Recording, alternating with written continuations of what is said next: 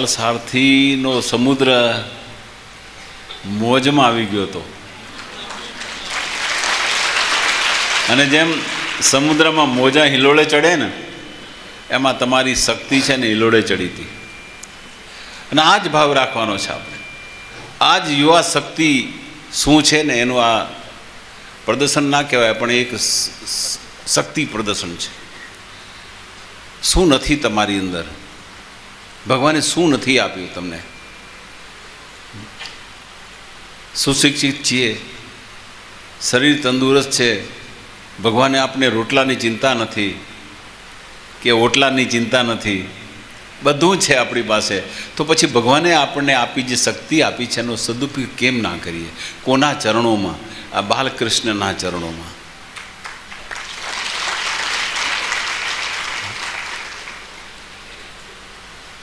હમણાં જે કહ્યું કે દીકરીઓ એકલી આવી, અરે એકલી છે જ ક્યાં? કોણ એકલું છે? કોણ એકલું છે? કહો. સદગુરુ ભેગા છે કે નહીં? અમે ભેગા છીએ કે નહીં? તો પછી એકલું કોણ છે? કોઈ નથી. અરે અત્યારે તો કહેવાય છે કે સ્ત્રી પુરુષની સમોવડી છે. પુરુષો લઈ આવે તો જ આવે. હે? પુરુષોને ખવડાવે છે કોણ? હે? તમે તો અન્નપૂર્ણા છો બેટી, લક્ષ્મીનો અવતાર છો, અન્નપૂર્ણાનો અવતાર છો. અને હવે એમાં તો વળી પાછું આ છે ને, આ માતૃશક્તિ પણ તમારી અંદર જાગૃત થવાની છે, પિતૃશક્તિ જાગૃત થવાની છે. તમે શું નથી એ જ સવાલ છે. ભગવાને ઘણું આપ્યું છે આપણને, એમાંથી એક પ્રસાદ આપવાનો છે બાળકોને. બાલ સારથી, સારથી મતલબ કૃષ્ણ. અર્જુનને જે સાથે રહીને અર્જુનની સુસુપ્ત ચેતનાને જે જગાડે એ સારથી, એ કૃષ્ણ. તમે કૃષ્ણ નથી તો બીજું કોણ? ને આમે તમારું સ્વરૂપ શું છે મને કહો? તમે છો કોણ? Who are you? હે? તમને ખબર છે? તમારો પરિચય તમને ખબર છે? હું પૂછીશ કે તમે કોણ, તો તમે તમારું નામ આપશો, ગામનું નામ આપશો, હોદ્દો આપશો, હું સ્ત્રી છું, હું પુરુષ છું, એ આપશો. એ તમારો સાચો પરિચય છે? હે? તો કોણ છો તમે? આ બધા નામ, લેબલ, બધા જ્ઞાતિ, જાતિ, નામ, હોદ્દા, આ બધું છોડીને તમે છો કે નહીં? છો કે નહીં? તો કોણ છો? આત્મા. હા, તો શુદ્ધાત્મા છો. ને આત્મા પણ ક્યાંથી પ્રગટ થાય છે?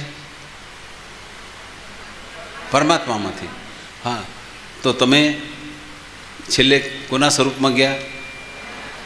હા, તો હું પરમાત્મામાંથી પ્રગટ થયેલું એક સ્વરૂપ છું. આ તમારો પરિચય. જો તમે પરમાત્મામાંથી પ્રગટ થયેલું એક સ્વરૂપ હો અને એ પ્રમાણે જો તમારું વર્તન હોય તો તમારામાં કેના ગુણ આવે? હા, તો હવે સારથીમાં સારથી કૃષ્ણ હતા, તો હવે કૃષ્ણ, તમે કેવા કૃષ્ણ છો? હવે વિચારો. પરમાત્માથી પ્રગટ થયેલા એક સ્વરૂપવાળા સારથી. અદ્ભુત. આ એક ગુણ તમારે પ્રગટ કરવાના છે, પ્રગટ કરીને આપવાના છે કે હું અંદરથી કહો હું કૃષ્ણ છું, હું સારથી છું, હું કૃષ્ણ છું. કેનો સારથી? કોનો? આ મારા સત્પંથ સમાજના તમામ બાલોડાનો હું સારથી છું. મારે એક ભગીરથ કાર્ય કરવા માટે ભગવાને મને જન્મ આપ્યો છે. એ ભાવથી આ વસ્તુ સ્વીકારવાની છે. આ કર્તવ્યમાં પણ મહાન કર્તવ્ય છે, એક આદર્શમાં પણ મહાન આદર્શ છે. અને તમારા જે કંઈ ગુણો છે ને એની અંદર સર્વોત્તમ સાત્વિક જેટલા ગુણો હોય એની અંદર સર્વાધિક સાત્વિક ગુણ છે. આ જગતનું કલ્યાણ થાય, ભાવિ પેઢી સંસ્કારમય બને, એક નવું સર્જન થાય. એ કોણ? યુવાનો સિવાય કોઈ નહીં કરી શકે. અને જ્યારે આવા યુવાનો જ્યારે કૃષ્ણ સ્વરૂપમાં આવશે ને, ત્યારે એવા ઘણા બધા અર્જુન પેદા થશે કે જે જીવન સંગ્રામ લડવામાં કદી પાછી પાની નહીં કરે. સર્વજ્ઞ, સર્વ ક્ષેત્રની અંદર કુશળ થાય એવા અર્જુન આપણે પેદા કરવા છે, એવી દીકરીઓ પેદા કરવી છે કે જે વિરાંગના હોય, આ સંસાર સાગરમાં ખુમારીથી આ જીવી શકે, આત્મનિર્ભર બની શકે, પોતાનું મસ્તક ગર્વથી ઊંચું રાખીને ચાલી શકે એવી દીકરીઓનું સર્જન કરવું છે આપણે. હા, પંથ થોડોક લાંબો ભલે છે, પણ જોડાતા જશે, જોડાતા જશે, જોડાતા જશે. એક દીવે દીવા રોશન હોય સો જાણે જવલ્લા કોઈ, દીવામાં જે દીવો સાર સો દીવો તો નિરાકાર. આપણે કહ્યું છે ને કે એક દીવો જો પ્રગટે તો એના લીધે બીજા દીવા પ્રગટ થતા જાય. એક જ દીવો હોય પણ અસંખ્ય દીવાને પ્રગટ કરે. એક બાલસારથી કેટલા અર્જુનને પ્રગટ કરી શકે. આ પ્રાગટ્યની શક્તિ તમારી અંદર છે, એનો આપણે ઉપયોગ કરવાનો છે. પ્રેમથી શું ન થાય? પ્રેમથી એક પ્રેમચંદની એક વાર્તા છે, ટૂંકમાં જ કહીશ. એક રાજાનો હાથી, રાજા એના પર કાયમ સવારી કરે ને બહુ જ ડાયો ડમરો હાથી, પણ એક દિવસ અંદરથી શું ગાંઠપણ ઉપડ્યું કે મને મેન્ટલી અપસેટ થઈ ગયો કે કોઈએ કંઈક ખીજવી નાખ્યો કે શું થયું ખબર નહીં, પણ હાથી ગાંડો થયો. એટલે મહાવતે એના પર અંકુશ માર્યા, ઘણો પ્રયત્ન કર્યો પણ એ કાબૂમાં ના આવ્યો. રાજાને જેમ તેમ કરીને એ સવારીમાંથી નિર્વિઘ્ને ઉતારી દીધા, પણ હાથી તો ગાંડો જ થતો ગયો. અને છેલ્લે મારથી નીચે ઉતરીને એને અંકુશ રાખવાનો પ્રયત્ન કર્યો, પણ હાથી ગાંડો હતો અને એને મહાવતને પણ ચગદી નાખ્યો, મારી નાખ્યો. લોકોએ હોહા કરી મૂકી, સૈનિકોએ એની પાછળ ભાલા લઈને દોડ્યા, હાથી ભાગ્યો, કંઈક ઘરોને નુકસાન કર્યું, જંગલમાં ગયો. જંગલમાં ગયો એટલે બીજા હાથીઓના ટોળામાં એમ કે હું બળી જઈશ. તો એને બીજા હાથીઓએ કહ્યું કે આ તો રાજાને ત્યાં હતો અને આપણી પાસે આવે છે, આ તો જુદો છે અને આ તો ગુલામ બન્યો હતો. આપણે ક્યાં ગુલામ છીએ? આ તો ગુલામ બન્યો હતો, અને ગુલામ હતો તો વાંધો નહીં, પણ ત્યાં સેવા કરીએ તો વાંધો નહીં, પણ આ તો નમક હરામ છે, આપણે એને નથી બળવાનો. હા, ગુલામી કરવી તો ગુલામી પણ એવી રીતે કરીએ ને કે જે છે ને કે એના માલિકને વફાદાર રહીને જેવું. આ તો નમક હરામ છે, કાઢવો આપણે નથી રાખો. એટલે એને પણ કાઢ્યો, એને કોઈ ભેળવ્યો નહીં. એટલે નિરાશ થઈને એકલો જંગલમાં રખડતો હતો. આ વાતની ખબર હવે પેલો નાનો મહારથીનો દીકરો 8-9 વર્ષનો, એને નાનો હતો ત્યારે એ હાથી એને સૂંઢ પર લઈને ઉપર બેસાડે, સૂંઢમાં પકડી હળવાશથી એને કચડાઈ ના જાય એ રીતે લઈને ઉપર બેસાડે. અને આ બાળક કિલકિલાટ હશે એટલે હાથીની પણ મજા આવે ને હાથી પણ એમ કે કિકિયારી કરે. એટલે બાળકને હાથીનો પ્રેમ મળેલો. એટલે એને એમ થયું કે આ હાથી ગાંડો, પણ હું એને પ્રેમથી એને સમજાવીશ. હવે 8 વર્ષનો બાળકને સમજાવવા માટે બાળક જંગલમાં જાય છે. બધા ના કહે છે ના જા ના જા, તારું કામ નથી. છતાં બાળક એ જાય છે અને દૂરથી ઝાડ ઉપર ચડીને જુએ છે કે હાથી દેખાય છે. તો એને કહીશું મોતી મોતી. હાથીનું નામ મોતી હતું. મોતીએ જોયું કે આ બાળકનો અવાજ છે, હા, જે બાળક સાથે હું ગેલ કરતો હતો. હાથી તરત એ બાજુ આવ્યો, ઝાડના નીચે આવ્યો. બાળકે ફરીથી કહ્યું મોતી મોતી. એટલા પ્રેમથી બોલ્યો. આને કિકિયારી કરી, જે પહેલાં કિકિયારી કરતો ને એમ. તો હું હલાવીને એને પ્રેમ વ્યક્ત કરવા માટે એ પ્રયત્ન કરવા લાગ્યો. બાળક પણ સમજી ગયો કે આ હાથી મને આ પ્રેમ વ્યક્ત કરે છે. બાળક નિર્ભય બનીને નીચે ઉતરે છે. નીચે ઉતરી હાથીને આગળ આવીને ઊભો રહે છે. હાથીની સૂંઢમાં હાથ પ્રેમ પ્રસારી રહે, એને સૂંઢને પકડે છે. હાથી પણ આ બાળકનો પ્રેમ જોઈને છે ને એ પ્રેમમાં વશ થઈ જાય છે. અને હાથી બાળકને ફરીથી સૂંઢમાં ઊંચકી અને પાછો એની પીઠ પર બેસાડે છે. અને જાણે કાનમાં વાત કરે છે બાળકે હાથીને, ડાયો થઈ જાય, ચાલ આપણે પાછા જઈએ શહેરમાં. અને પીઠ પર બાળક બેઠો છે અને હાથી શહેરમાં આવે છે. બધાને નવાઈ લાગે છે કે આ બાળક આના પર સવારી કરીને અહીં આવ્યો છે. પહેલાં તો બધાએ બી ગયા, પણ પછી બીજા મહારથી હતા એને આવીને હાથી જોયું તો હાથી ડાયો થઈ ગયો હતો અને ફરી પછી રાજાની સવારી માટે કામમાં આવવા લાગ્યો. કહેવાનો મતલબ એ જ છે કે એક પશુ પણ, મહાબળવાન પશુ, એક બાળક જો એને કંટ્રોલ કરી શકતું હોય તો બાળકની અંદર કેટલી શક્તિ છે એનો વિચાર કરો. બાળકની અંદર ક્યાંથી આ શક્તિ આવી? કારણ કે બાળકની અંદર નિર્દોષ પ્રેમ હોય છે, બાળકને રાગ દ્વેષ નથી હોતું, બાળકને કોઈ મારી તારી નથી હોતું, બાળક બધાને એક સરખો પ્રેમ આપવા માટે પ્રયત્ન કરે છે. બાળક એ પરમાત્માનું સ્વરૂપ છે, બ્રહ્મ સ્વરૂપ છે, બધાને સંભાવથી જોવાની એની દૃષ્ટિ છે. એ બાળક પરમાત્માનું સ્વરૂપ છે. જેમ જેમ ઉંમર વધે એટલે ઠીક છે, દુનિયાદારી અંદર આવતી જાય, થોડુંક આપણે એને ઘણું બધું શીખવાડીએ છીએ. આપણે બાળકને ખોટું બોલતા આપણે શીખવાડીએ છીએ. કોઈ આવ્યું હોય તો, કોઈ ઉઘરાણીવાળો આવ્યો હોય અથવા તો કોઈ એવો કામ માટે આવતો હોય એટલે પપ્પાને મમ્મી કહી દે કે આવે ને એને કહી દીજે કે પપ્પા નથી ઘરે. પેલો દરવાજો બાળક ખોલે, ફલાણા ભાઈ હા એ નથી ઘરે નથી કે. ખોટું બોલવાનું કોને શીખવાડ્યું? આપણે શીખવાડ્યું. બાળકને ખોટું બોલવાની આદત હોતી જ નથી. બાળક સત્યવક્તા છે, એ પ્રમાણિક છે, નૈતિકતા છે, પણ આપણે એને શીખવાડીએ આમ નહીં કરવાનું, આમ નહીં કરવાનું. આ ફલાણા આવે ને તો એની સાથે વાત નહીં કરવાની. હા, એ આપણે એ આવે ને બેન પાડોશી આવે કે બીજા ગમે એની સાથે નહીં બોલવાનું. કેમ નહીં બોલવાનું? કેમ? એની સાથે પ્રેમ વ્યક્ત નહીં કરવાનો. પણ આપણે શીખવાડી છે આમ નહીં કરવાનું. આમ ક્યાંક ફોટા રવાડી ચડાવી છે. જે એક માનવતાનું જે શિખામણ આપવાની હોય, બાળક સારું માણસ બને, નીતિમાન બને, સત્યવક્તા બને, પણ આપણે એને શીખવાડીએ છીએ કંઈક જુદું. આ ઘરના સંસ્કાર છે. જો આ ઘરના સંસ્કાર છે, પણ આપણે છે ને આપણે એમ સમજીએ છીએ કે આપણે જે શીખવાડીએ છીએ એ સંસ્કાર છે. હકીકતમાં એ સંસ્કાર નથી. એટલે આપણું ઘડતર બાળકનું પછી એવું થાય, બાળક પણ પછી મોટો થશે ને તમારી આગળ ખોટું બોલતા અચકાશે નહીં. કારણ કે પપ્પા મમ્મીએ શીખવાડ્યું છે ખોટું બોલવાનું, એટલે બાળક ખોટું બોલશે. એને જરાય ખેદ નહીં થાય જૂઠું બોલવામાં, કારણ કે તમે એને નાનપણથી જ એ રસ પાયો છે.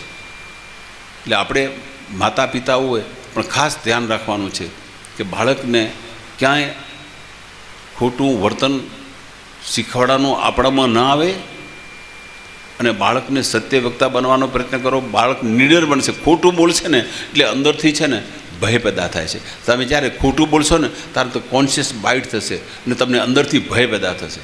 પણ જ્યારે તમે સાચું બોલશો ને તો તમે નિર્ભય થઈ જશો. કોઈ ભય નથી, જે છે મેં કહ્યું છે, પછી મને શેની બીક છે. એટલે સાચું બોલવામાં શક્તિ છે. ગાંધીજી સત્યવક્તા હતા, સત્યનું પાલન કર્યું, કોઈનાથી ગભરાતા નહોતા. કારણ કે હું સાચું કહું છું, હું સાચો છું અને સત્ય માટે મરી જવું પડે તો ભલે હું મરી જઈશ, હા, પણ સત્ય વસ્તુ પકડી રાખો. ખોટું બોલશો તો એક ખોટું બોલવામાં બીજું ખોટું બોલશે, બીજું ખોટું એ કરવામાં ત્રીજું, એક ખોટું 1000 વાર ખોટું બોલતા શીખવાડે. એક દુર્ગુણ 1000 દુર્ગુણ પેદા કરશે. એટલે આ નાનપણથી જ આ જો ગુણો પડેલા હોય તો આપણા બાળકને જતન કરો. હવે તો 5-10 બાળકો નથી કે એમાંથી એક હીરો પાકશે. હીરો એક જ છે, જે છે એ ઘરમાં. હવે જે છે એક જ હીરો છે ને એને હારા ઘાટ નહીં ગળો તો એની બજારમાં વેલ્યુ શું થશે કહો? આજે સાચો હીરો હોય ને તમે જો એને પાસાદાર બનાવ્યો, સારા ઘાટ આપ્યા તો એ માર્કેટમાં એની વેલ્યુ અંકાશે ને તમે એમ જતન થશે કે આ કોનો સુપુત્ર છે. ત્યારે તમને ગર્વ થાય કે અમારું જતન છે, અમારું રતન છે આ. તો એ ભાવ આપણી અંદર જાગવો જોઈએ. ભાઈ બાળકોને સંસ્કાર સારા. તમે પણ ઘરની અંદર તમારું વર્તન એવું રાખો કે બાળક તમારી અંદરથી શીખે હાઉ ટુ બિહેવ. ઘરમાં કેવું વાતચીત તમે કરો, ઊંચા અવાજે કરો, આક્રોશભરી વાત કરો, ઝઘડા કરો તો બાળક ભયભીત થઈ જશે. એ બાળક ભવિષ્યમાં બીકણ થશે. એટલે મા બાપે ઝઘડો કરવો હોય તો બેડરૂમથી બહાર નહીં. બેડરૂમની અંદર જે કંઈ તમારે સંતલસ કરવી હોય કે જે કંઈ હોય તો બેડરૂમથી બહાર નહીં. કારણ કે બાળકો મોટા થયા છે, બાળકો જાણે છે. બાળકો કોનો પક્ષ લે? ઝઘડે એટલે માનો લે કે બાપનો લે? કોનો પક્ષ લે? ને કાં તો પછી આપણે જ એને પાર્ટિસિપેટ કરીને કે તું આ જો તારી મમ્મી આવી, તારો પપ્પા આવો છે, આમ છે તેમ છે. એટલે બાળક શું કરે? એટલે બાળકને સાચો ઉછેર કરવો હોય તો શબ્દોનો સમજીને ઉપયોગ કરજો. શબ્દ છે ને બહુ જ કિંમતી છે. શબ્દ જેવું હથિયાર દુનિયામાં નથી બીજું કોઈ. શબ્દ પતન પણ કરે અને શબ્દ છે ને ઉર્ધ્વ ગતિ અપાવે. આજે સંતોના મોઢામાંથી શબ્દ નીકળે ને એ તમારી સદગતિ માટે હોય છે. અને જ્યારે કોઈ વિનાશકારી એવા શબ્દ ક્યારેક નીકળતા હોય તો આપણને ધૃણાવું છે નથી. તો શબ્દોની કિંમત સમજવાની. શબ્દમાં સૌમ્યતા, કરુણા ભાવ, મૈત્રી ભાવ હોવો છે. કોઈની સાથે પણ તમે વાત કરો તો એવું 40 વર્તન, હમણાં જે પ્રતિજ્ઞાઓ લેવડાવી એમાં એ જ વસ્તુ આવી છે. હું મૈત્રી ભાવ રાખીશ, હું ક્ષમાનો ભાવ રાખીશ, હું ક્ષમા આપીશ. ક્ષમા વીરસ્ય ભૂષણમ. આ ક્ષમા આપીને એ મોટામાં મોટું તમારું સદગુણ છે. મોટામાં મોટું ક્ષમા કરો. અને ભગવાન પણ તમને ક્ષમા, આપણે કહે સ્વામી ક્ષમા 1000 વાર. હે આ સેવક ગુનેગાર. હા, તો એ ક્ષમા આપે છે ને એટલે ટકી રહ્યા છીએ ભાઈ આપણે. બાકી આપણે ભગવાન છે ને આપણે કેવું બોલી છે ને કેવું હાલીએ છીએ ને વર્તન કેવું છે ભગવાન બધું જાણે છે. જો ભગવાન જો આપણા પર રીસ કરે ને તો આપણે છે ને આમ ઉપર ઉઠાવી લે. પણ એ આપણી એના પર એ દયા છે આપણા પર. अरे महाराष्ट्रवासी आप भूल गए मैं, वो परमात्मा इतना कृपालु है कि हम पर हमेशा प्रेम दृष्टि से देखता है. हम चाहे उनके प्रति प्रेम करें या न करें मगर वो तो सदाई हमारे पर कृपामान रहता है, हमारे पर प्रेम बरसाता रहता है. तो बस वही है. आप कौन हो? मैंने पहले तो बोला आप कौन हो, है ना परमात्मा का स्वरूप.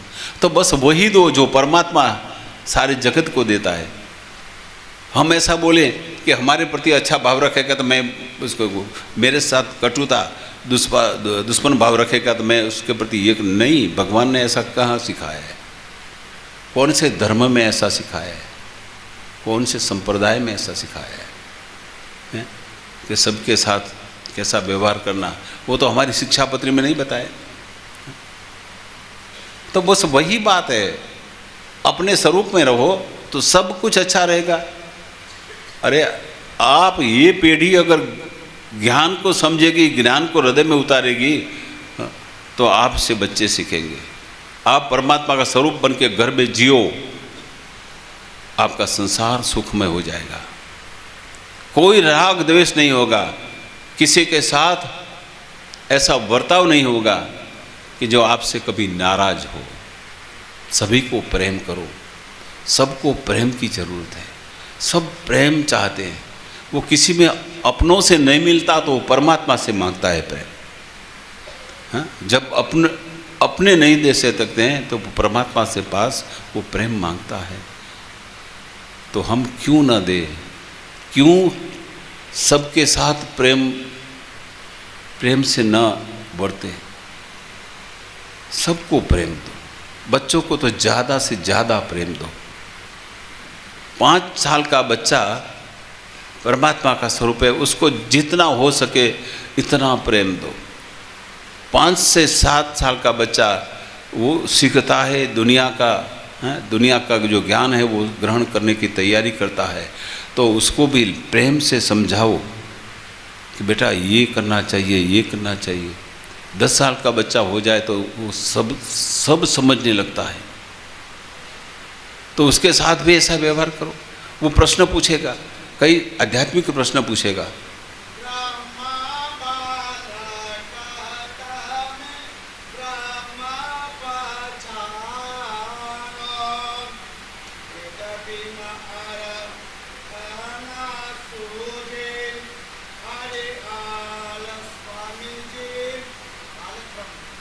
बाल ब्रह्म होता है. वैसे आप अभी बालक हो ना, परमात्मा के बालक हो ना, तो आप भी क्यों ब्रह्म भाव में नहीं रहते हो? हाँ, जब बालक क्योंकि परमात्मा से आया है ना वो, तो वो थोड़ा परमात्मा का स्मरण करते करते आया है. गर्भवास में भी ज्ञान मिला है. परमात्मा ने ज्ञान दिया है कि तू मेरा ही स्वरूप है. हाँ? बच्चा जब गर्भवास में 6-7 मास का होता है अंदर, तो वो कहता है मैं क्या ये अंधारी कोठरी में फंस गया हूँ, कुछ दिखता नहीं है, कुछ पता नहीं चलता है। तब भगवान उसको दर्शन देते कि देख, सर्वोत्तम मनुष्य अवतार तुझे मिला है, मैं दे रहा हूँ, तू अब नई जिंदगी नई रोशनी में जा रहा है। हाँ, तेरा मुक्ति का मार्ग मैंने बना रखा है, मुक्ति का मार्ग तुझे अपनाना है तो चिंता मत कर, मुक्ति का अवसर आया है, मनुष्य जन्म मुक्ति का अवसर है, तो चूक न जाना। हाँ? तो वो ज्ञान देता है, मैं क्या करूं? तो भगवान उसको गर्भवास में ज्ञान देता है कि तू मेरा ही स्वरूप है, मेरा ही बन के रहे, मैं तेरा हूँ, तू मेरा है, ऐसा बन के सारी जिंदगी ऐसे बिता दे बेटा। हैं? तेरा कल्याण हो जाएगा, मुक्ति हो जाएगी। 5 साल तक तो ये रहता है अंदर, पर धीमे धीमे वो स्मृति होती चलती है। 15 साल 10 से 15 साल का बच्चा जब होए, तो अगर उसमें कुछ ऐसे बाहर से भी, क्योंकि बच्चा 10 साल का होता है तो बाहर भी निकलता है, तो बाहर से कुछ ऐसा संपर्क में, संसर्ग में कुछ खराब आदतें आ जाती है, तो उसको डांटो। ये नहीं करना चाहिए बिल्कुल। अगर ज़रूरत पड़े तो उसको शिक्षा देनी है तो भी दो। हाँ, मगर तो उसको पता चलेगा कि एक मेरी से भूल हो गई है। 15 साल का बच्चा जो हो जाए तो बच्चा अपना मित्र है ऐसा समझो। उसको बाद में 15 साल हो जाए, डांटना नहीं, मारना नहीं, प्रेम से समझाओ। ये बच्चे को कैसे पालन पोषण करना है वो शास्त्रों में लिखा है, बराबर है। तो ये बड़ी सब बातें हैं। तो खुद पहले अच्छा इंसान बने, बाद में बच्चों को अच्छा इंसान बनाने की कोशिश करें। मेरी उम्मीद है, मेरी प्रभु से प्रार्थना है कि आप श्री कृष्ण बन के जियो, आप श्री कृष्ण बन के जियो, कई अर्जुनों को तैयार करो।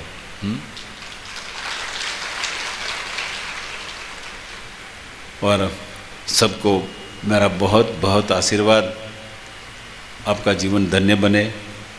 भगवान ने जो आपको शक्ति दी है वो शक्ति का सदुपयोग हो, आपका परिवार सुखी रहे, परिवार को स्वर्ग बनाओ, ऐसा स्वर्ग बनाओ। स्वर्ग ऊपर तो है कि नहीं पता नहीं, कौन देखेगा। ठीक है, होगा तो अच्छा इंसान बनोगे तो वही भी देखेंगे, मगर आज तो देखा नहीं है। पहले देखा होगा शायद पूर्व जन्म में, तो वो याद नहीं है कि कैसा स्वर्ग है। मगर अभी अपने घर में स्वर्ग बनाना अपने हाथ की बात है। हम बना सकते हैं स्वर्ग, क्यों नहीं बना सकते? कि जिस घर में जो भगवान का वास होता है, जिसके हृदय में भगवान का वास होता है, और बच्चों में भी भगवान देखते हैं, उनका घर स्वर्ग नहीं है तो क्या होगा? नरक हम अपने हाथ से बनाते हैं, स्वर्ग भी अपने हाथ से बनाएंगे। तो हम नरक में रहना नहीं चाहते हैं, हम स्वर्ग में रहना चाहते हैं। तो अपनी सबकी जिम्मेदारी है, हर घर स्वर्ग बने। कब बनेगा? जब सत्वंत को हम अपनाएंगे, सद्गुरु के प्रति प्रेम होगा, संतों के प्रति हमारी आस्था रहेगी, तब हम ऐसे जी सकेंगे। तो बहुत हो गया, बहुत हो गया ना, कोई बात नहीं, ठीक है, आशीर्वाद है। और आगे का जो कार्यक्रम होगा वो संत श्री बताएंगे। मैं मेरी वाणी को विराम देता हूँ। अच्छा लगे तो आपका, बुरा होगा वो मेरा।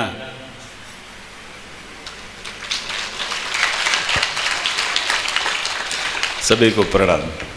जय गुरुदेव। खूब खूब